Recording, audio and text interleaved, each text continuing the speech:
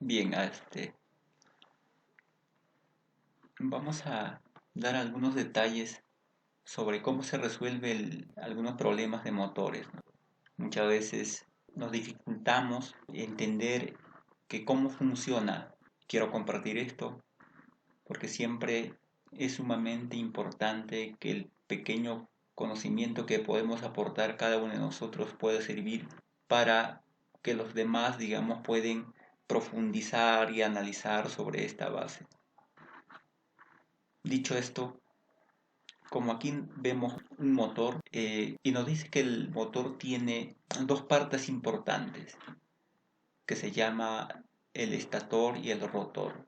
El estator es la parte externa del motor que está estático. Esto está diseñado exclusivamente para recepcionar el corriente trifásico o corriente monofásica, pero dentro de eso hay unos devanados que va a recibir, digamos, la corriente y va a generar un campo magnético. Es decir, ese es el que va a generar lo que es el momento, el torque, ¿no? Y aquí se ve, si lo hacemos un corte transversal a este motor, entonces observamos qué cosa, el estator. Y en la parte interna que se ve, ese es el rotor, ¿no? Este rotor, al conectar al corriente trifásica o monofásica, empieza a revolucionar, generando un campo magnético. Hay motores que funcionan con corriente continua, llamados monofásicos. Hay motores que funcionan con corriente alterna, llamados asíncronos y síncronos, ¿no? El asíncrono se llama cuando la velocidad del rotor es menor que la velocidad del campo magnético, porque ha generado ciertas pérdidas. Hay otros motores de síncronos, ¿no? Síncronos porque la velocidad del rotor es igual que la velocidad del campo magnético. Representación gráfica del motor. Esta parte que está en la izquierda voy a representar con esta gráfica un estator. O también se puede llamar inductor, ¿no? O jaula de ardilla, ¿no? Por acá se conecta un corriente alterna, ya sea trifásica o monofásica. Dentro de estator va a haber una pérdida de energía a causa de la resistencia, ¿no? Esta, la que está en el centro, representa un campo magnético. Entonces, en la parte derecha tenemos un rotor que también, digamos, tiene cierta cantidad de pérdidas como el otro. Y a la vez, digamos, la diferencia con la anterior va a generar una fuerza electromotriz, ¿no? Entonces, esta es la que nos interesa entender para poder realizar ejercicios de motores.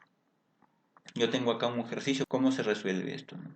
Tenemos que también desarrollar por diferentes medios, ya no solo manual, sino digamos podemos desarrollar con este software que es el MATCAD, ¿no? Simplemente reemplazando los datos, ¿no? ¿No? Y entonces ya estaba resolviendo aquí. A ver, ¿dónde está? Aquí está la pregunta, ¿no? A ver, un motor trifásico de inducción 30 HP, esa es la potencia, ¿no? 30 HP, pero falta convertir, ¿no? De 4, el número de polos 4 es energizado, ¿no? 220 voltios y 60 Hz de frecuencia, con factor de potencia de 0.8 y eficiencia 0.75. Se encuentra trabajando en condiciones tales que la velocidad de rotación es 1746 revoluciones por minuto. Determinar la velocidad síncrona en revolución por minuto. B, el deslizamiento en porcentaje. C, la frecuencia de la corriente del rotor en Hz. D, el deslizamiento absoluto. E, la corriente de diseño de alimentación. F, forma de conexión. Bueno, esta parte, digamos, lo vamos a dejar. Es la forma como se conecta nada más. Y si nosotros vamos a poner a resolver, ¿qué es lo que nos pide? A dice la velocidad síncrona, ¿no? La velocidad síncrona, esto es lo primero que vamos a hacer, ¿no? Esto P es la potencia, ¿no? Que estamos convirtiendo, ¿no? Esta potencia de 30 HP, si multiplicamos 30 HP, digamos, si un HP es 746 watts, si multiplicamos 30 HP por 746, entonces vamos a tener 22.380 watts de potencia, ¿no? Pero en este caso, como nos está pidiendo calcular la velocidad síncrona, simplemente la velocidad síncrona es ns, ¿no? Es la frecuencia por 120, digamos, la fórmula, ¿no? Y esta P representa el número de polos. Simplemente reemplazamos, es velocidad síncrona, en todo caso va a ser igual, frecuencia, ¿cuánto tenemos? Es 60, ¿no? Por 60 por 120 entre 4. La velocidad síncrona, 1800 revoluciones por minuto. Esta es la que nos está viendo. Ve el deslizamiento en porcentaje. El deslizamiento es 1 menos velocidad del motor entre la velocidad síncrona. Entonces simplemente reemplazamos 1 menos 1746 dividido por el velocidad síncrona, ¿no? 1800, ¿no? Revoluciones por minuto. Si resolvemos esto, entonces el deslizamiento será 3 entre 100, dividiendo y multiplicando por 100, entonces vamos a encontrar 3%. Esto es el deslizamiento que nos pide. El siguiente es la C, ¿no? Frecuencia de la corriente del rotor en Hz. Eso es regla de 3 simples nada más. Si 100%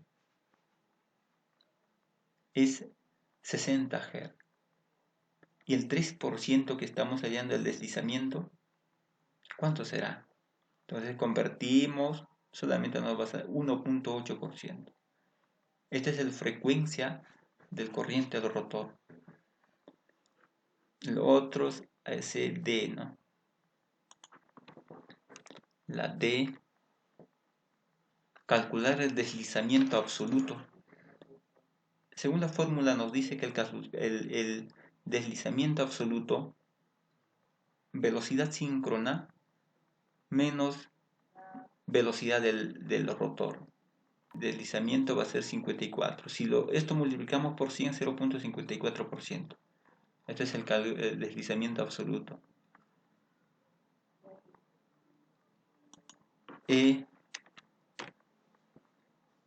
Nos pide que determinemos o calculemos el corriente de diseño de alimentación. ¿Cuánto es la intensidad del corriente? Pero nosotros sabemos la potencia de corriente trifásica, ¿no? Es raíz de 3 por la velocidad de línea por la corriente de línea, coseno de alfa, ¿no? Reemplazamos simplemente la que queremos, en la que nos falta. Conocemos la potencia, también tenemos voltaje de línea, no tenemos corriente de línea, ¿no? Coseno de alfa nos está dando, entonces simplemente, digamos, sacamos de esta ecuación la corriente de línea. Entonces a esta corriente de línea simplemente reemplazamos. ¿Cuánto de potencia tenemos? 22.380. ¿Dónde hemos adquirido eso? 22.380 en la parte primera, 22.380, porque a nosotros nos da 30 HP. Si lo convertimos en watts, ¿no? 22.380 de potencia tenemos. En la raíz de 3, ¿no? También, digamos, tenemos el corriente de entrada, que es 220 voltios, y el coseno, ¿no? Que nos está dando, 0.8. Si revisamos cada uno de ellos, aquí está, ¿no? factor de potencia 0.8, ¿no? Y también tenemos voltaje de, ¿no? Voltaje de entrada 220 voltios, ¿no? Si calculamos esta, como hemos visto acá, ¿no? Entonces va a ser corriente de línea 73.41 amperios. Eso sería la forma como resolver este tipo de ejercicio de motores.